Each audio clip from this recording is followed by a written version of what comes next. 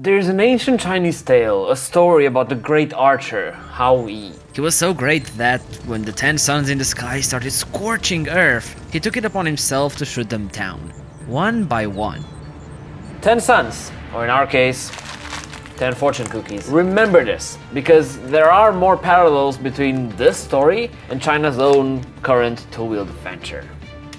Why does China suck at making motorcycles? Nobody should buy a Chinese bike in a box. No!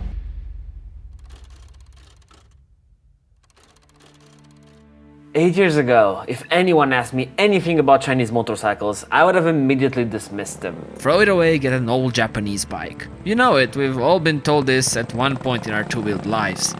And I strongly believe it used to be true. You see, 8 years ago, this was the offering that came to mind when thinking about Chinese motorcycles. Some shitty, cheaply built, disposable, pit bike style Amazon specials. With a lifespan of an out-of-breath bulldog, these were good for a child to learn on. They were especially good because they teach your child more mechanics than riding. 8 years ago, there were almost no decent Chinese bikes on the Western market. But nowadays things have changed. Drastically. So, when did that happen? And how?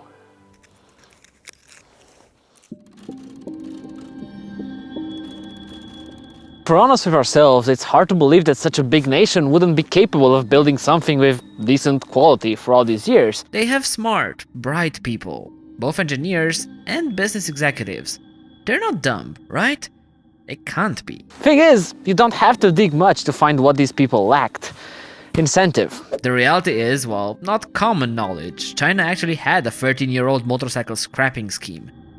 In an attempt to keep busy, motorcycle-centric cities cleaner, any bike older than that had to be thrown away. And this explains so much. I mean, if you know for sure that your product has to be obliterated in 13 years, why bother building it to high standards? Why bother spending the time to make it durable? Think about it. 13 years.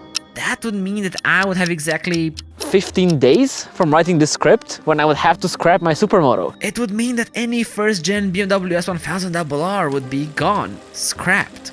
In 1 year, the first Ducati Diavol would have to go away. And that's just crazy to me, and it explains so much about their past mentality.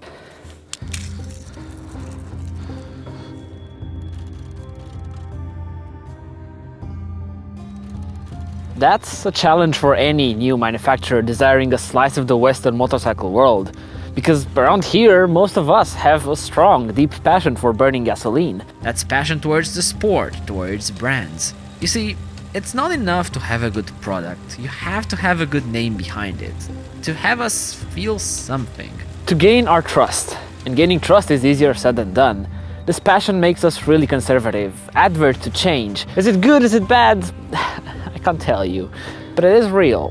Just as real as China's political situation. I'm only bringing it up because if I don't, the comment section will on any video mentioning Chinese motorcycles. I also won't go into it. Everyone has their opinions and that's not the point here. I'm not trying to convince anyone of anything. I'm simply showcasing their uprising. Be it good or bad.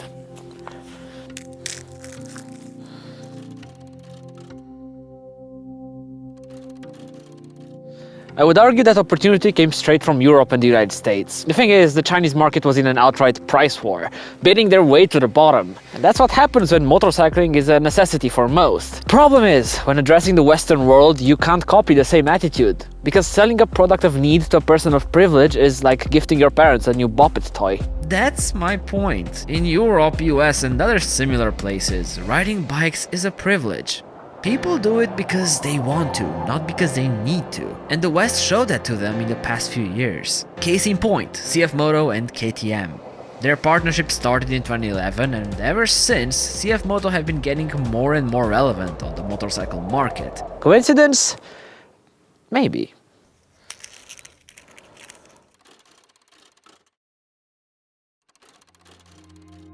It's not like Chinese manufacturers haven't tried breaking out of their own. Think of CSC, Zontes, Lexmoto, even Benelli lately. Their quality is above any AliExpress pit bike, but they were never quite enough. From the lack of dealer support to some shoddy craftsmanship at times, these attempts were good, but not good enough for the Western market.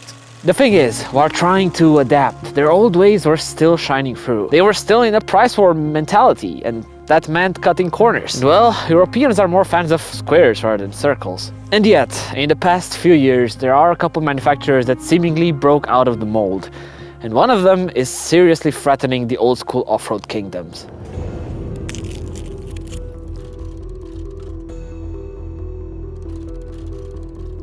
KOVE Motorcycles has a lot more in common with the European brands than one might think, and those similarities go back to their origins. You see, the company was founded in 2017 by Zhang Shui. I'm terribly sorry for butchering that name, but he was not a corporate guy. He was a passionate rider trying to make it big in racing. It's that passion that made him start KOVE Motorcycles. That's not an origin story you usually hear from Asia. China, nonetheless. That's as European sounding as a baguette. Their 450 Rally filled a niche that no other motorcycle did. It brought something new, something truly special to the market, at a good price, but without any glaring compromises. Then their newly announced 800X adventure bike, which seems to be better than the second coming of Jesus. Excitement for this brand is an understatement, because they are building some truly great motorcycles, regardless of the price tag. Will KOVE ever manage to expand past rally and adventure? You might say yes, but I bet you had no idea they have a 450cc sport bike on offer. I hope they will though, I really do.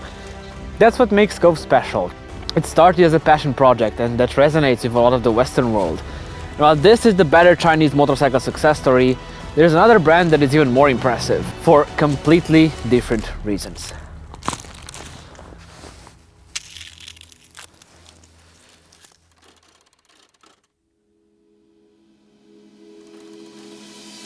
Zhejiang Chunfeng Power. Sorry again. A brand that started all the way back in 1989 and expanded in the European market around 2011. In 2022, they entered the Moto3 team in the World Championship and even supported their own stock series around the world. They are truly becoming a familiar name in racing, step by boring step. If this all sounds familiar, that's because it is. I'm actually talking about their commercial name, CFMOTO. Why is this so impressive, you might ask? Well, in the case of KOVE, they are addressing a small niche market. And it's easier to find a devoted core audience when you're speaking to an audience of 10 instead of 10 million.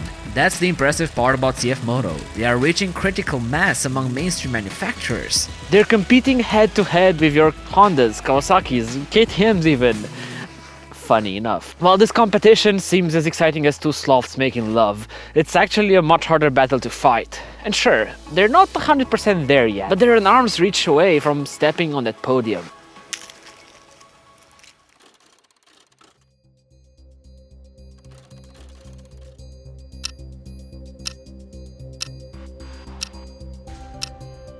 Timing is everything. In life, business, timing can flip an outcome on top of its head. So naturally, it begs the question, why now? What started this Chinese revolution? First, we need to take a look inside of China. In recent times, more and more policies banning motorcycles from urban areas are being enacted. That means bikes become useless for more and more people. And even for those who can still use them, there are so many local manufacturers floating around that at one point, no matter the size, any market can get saturated. And well, that's China at the moment. So it makes sense that the next expansion has to be towards other markets. And again, looking inside their own garden, more and more Chinese people are accessing more and more disposable income. More disposable income comes with different expectations. In the past, there was almost no market for higher-end big bikes in the land of the dragon. But that's changing. Rapidly. It seems like getting rid of labels and stigma is close to impossible. The reputation in motorcycle manufacturing was so poor that only a fool could have bet on their return. You think I'm talking about China? Yes. But also no. The same situation applies to Japan in the 50s and 60s. It's hard to grasp now, but back then, Japanese motorcycles were considered bottom of the barrel. Cheap, nasty, unreliable hunks of junk. Sounds familiar? In just 10 years, Japanese managed to turn it all around with the advent of the standard motorcycle. So it's not impossible for the Chinese to do that too. I know that in the present moment it's hard to believe. Trust me, I do. But nowadays, I wouldn't mind betting on their success, sooner or later.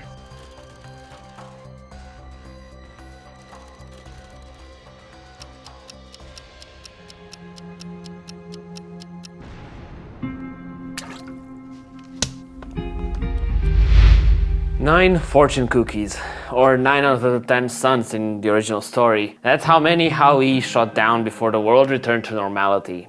You see, in the story, this great archer was awarded an immortality potion for his bravery. But there are multiple endings. We're in a transition period, and during it there are a lot of questions that still require answers. Questions about the political aspect, questions about originality, questions about long-term reliability, about support, about ethics. There are questions that don't have a simple answer. It's not black and white, it's more like 50 Shades of Grey. Not the movie. Look, there is a ton of work to be done by these manufacturers. Work on themselves, work on building trust. It's long, painful, easily undone work. It's the business equivalent of walking the line over a crevasse while juggling 3 fireballs. You don't get many shots at it. One ending of the story shows the archer's wife drinking the potion so that thieves couldn't get to it first. She then floats to the moon and Howie can never see her again. It's a story of love and sacrifice. But another version has his wife drinking it out of greed, then flying to the moon to forever hide of Howie's disappointment. Same story, completely different outcome. My point is, China's situation can still go either way. It can be a happy ending, but just as much as it could turn into a tragedy. One more moon, one more fortune cookie. Who knows what's their fortune going to say?